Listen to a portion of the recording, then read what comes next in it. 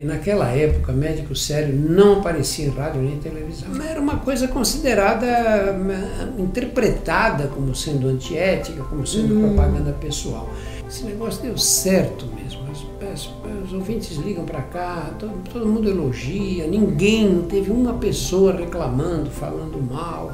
É tão bom quando isso acontece, né? Você vê que o trabalho seu. Aí diz ele, um dia você vai fazer isso na TV Globo. Esse tipo de médico que diz, eu sou médico, eu que sei, eu que faço, é um médico desinteressado no outro, é desinteressado a respeito do outro. E a medicina pressupõe empatia. Adorei. Se você não tiver essa curiosidade pelo outro, com certeza, você não pode ser bom médico, não tem como você ser bom médico.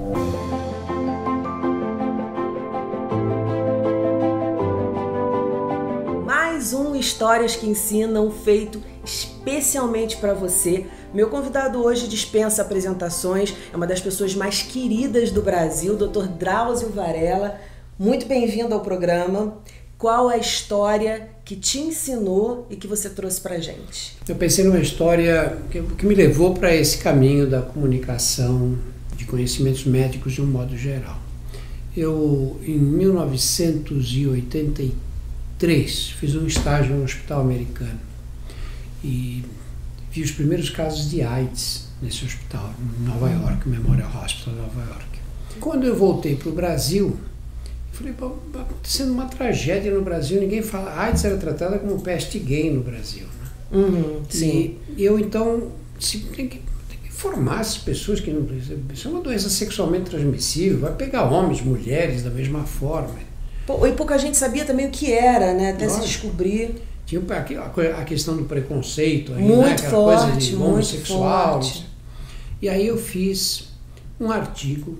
Escrevi um artigo resumido para o grande público e publiquei no Estado de São Paulo, no jornal. Eles deram um grande destaque, uma página inteira do jornal. Esclarecendo. Explicando o que era a doença, de que maneira se transmitia e tudo.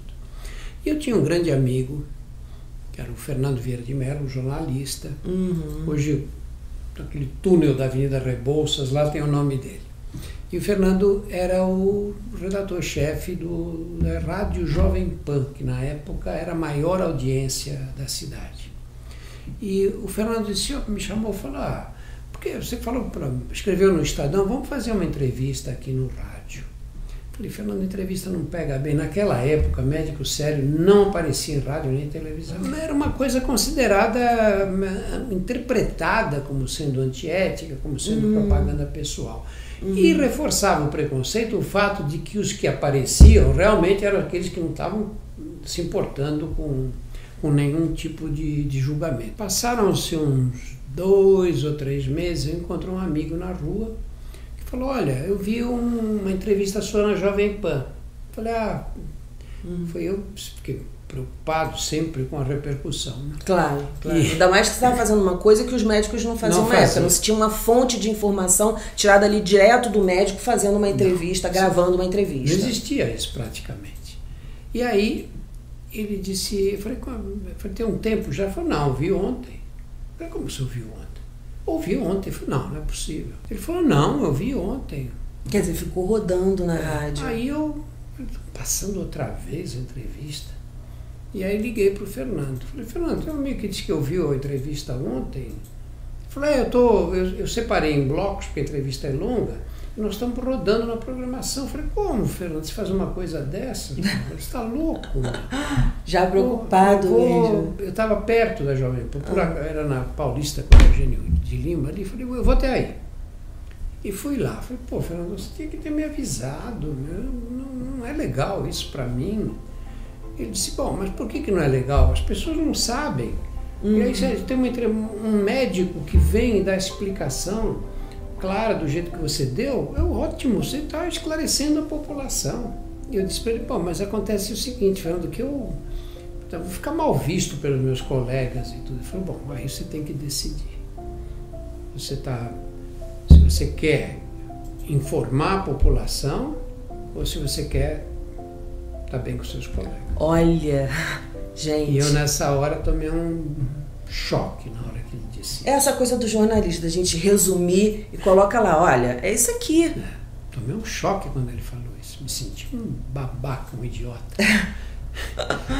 Fiquei quieto, não soube o que dizer para ele. Fui embora. E ele falou, quando estava saindo, ele falou, posso continuar passando? Eu titubeei, eu falei, pode continuar. Passaram-se uns dias, eu fui conversar com ele outra vez, fiquei com aquela coisa na cabeça, sabe, me incomodando. Falei, você tem toda a razão, viu?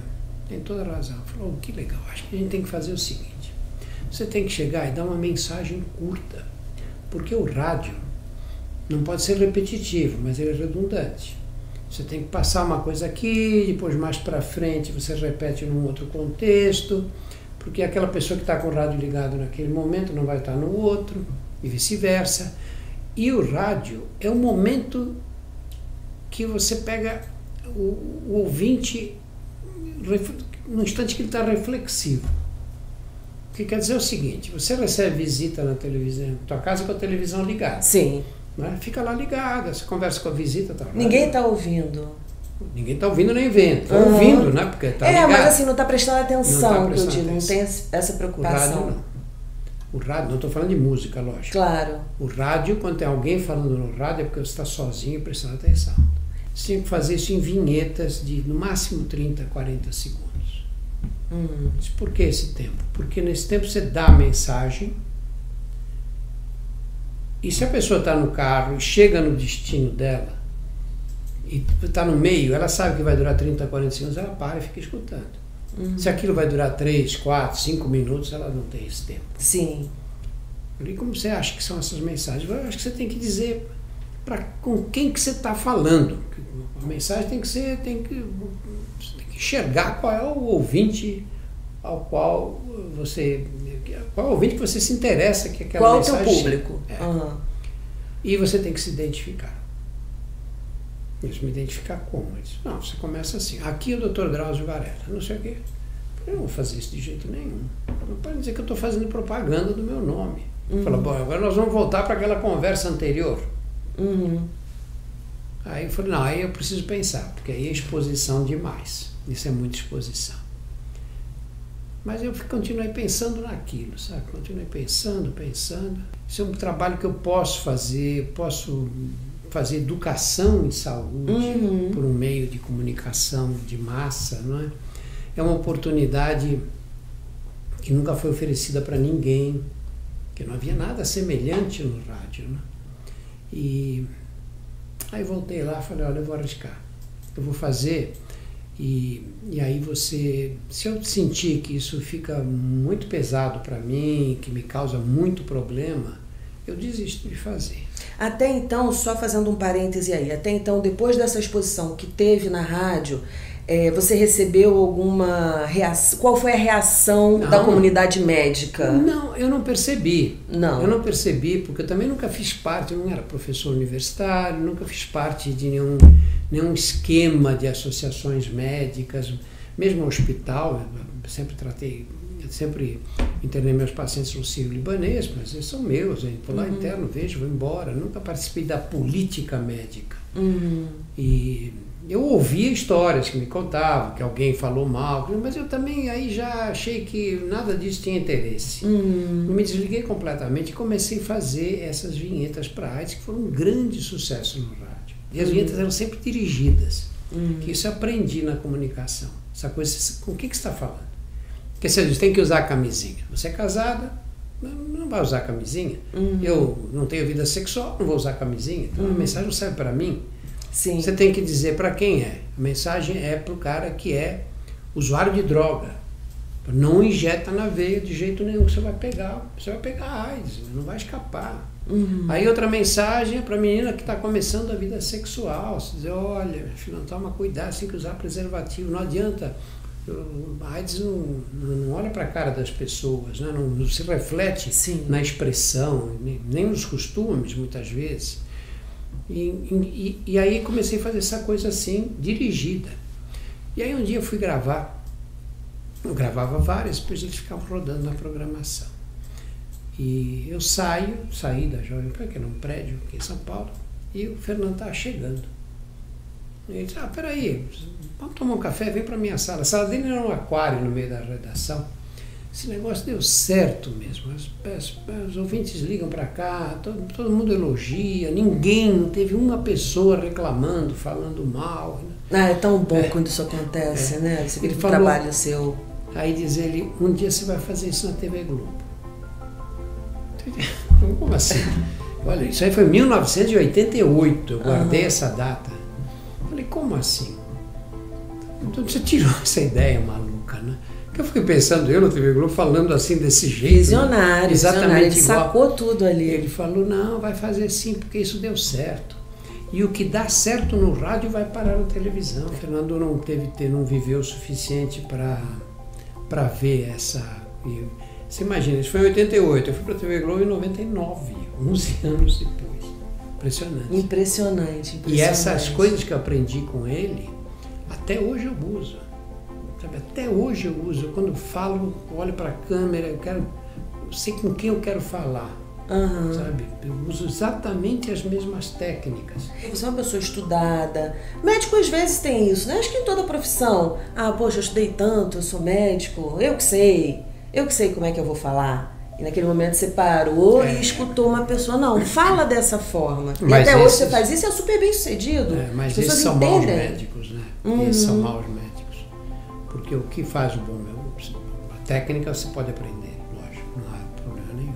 E você deve aprender, né? Mas esse tipo de médico que diz, sou médico, eu que sei, eu que faço, é um médico desinteressado no outro. É desinteressado a respeito do outro. E a medicina pressupõe empatia. Adorei. Se você não tiver essa curiosidade pelo outro, com certeza, você não pode ser bom médico. Não tem como você ser bom médico. Dr. Drauzio, muito obrigada pela entrevista, por ter, logo que eu falei com ele pelo telefone, não vamos marcar, ele estava viajando, ele falou, voltava no dia 7, eu falei, então ligo no dia 8 para você descansar. Não, me liga no dia 7 mesmo, hoje atendeu 17 pacientes e está aqui gravando com a gente. Muitíssimo obrigada, viu? Tudo de bom, sucesso. E o nosso programa fica por aqui. Peço para você curtir, se inscrever, compartilhar e semana que vem tem muito mais histórias que ensinam. Beijo grande, até a próxima!